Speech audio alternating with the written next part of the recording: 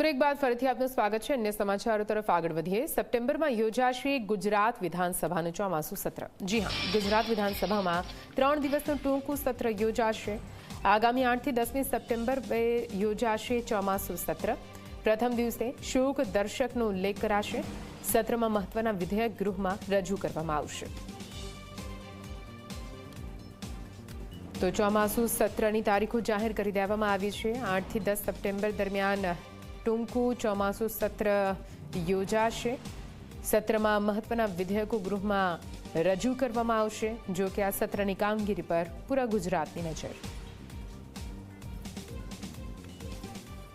ગુજરાત રાજ્યના માન્ય રાજ્યપાલ શ્રી આચાર્ય દેવવ્રતજીએ 15મી વિધાનસભાના 7મા સત્રનું આહવાન કર્યું છે।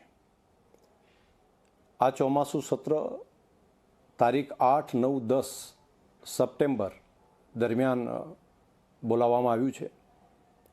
ગુજરાત વિધાનસભાએ જેની અંદર માન્ય ધારાસભ્યશ્રીઓ પ્રશ્નો પણ પૂછી શકે તે માટે આજથી કરી અને તારીખ 18, 19, 20 ઓગસ્ટ સુધી તેઓ પોતાના પ્રશ્નો ડાયરેક્ટ પણ નોટિસ આપી શકશે અને અહીંયા આવીને પ્રત્યક્ષ રીતે પણ દાખલ કરી શકશે।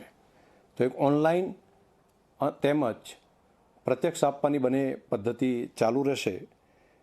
ખાસ કરીને 3 દિવસ દરમિયાન સરકારી કામકાજમાં જીએસટી સુધારા વિધેયક તેમજ ફેક્ટરી એક્ટ સુધારા વિધેયક આ બંનેના જે વટહુકમ છે તે અંગે પણ વિધાનસભામાં રજૂ થશે। તે સિવાય પણ જો સરકાર પાસે કોઈ બાકીનું કામકાજ હશે તો એ પણ જ્યારે રજૂ થશે ત્યારે આગળ લેવામાં આવશે।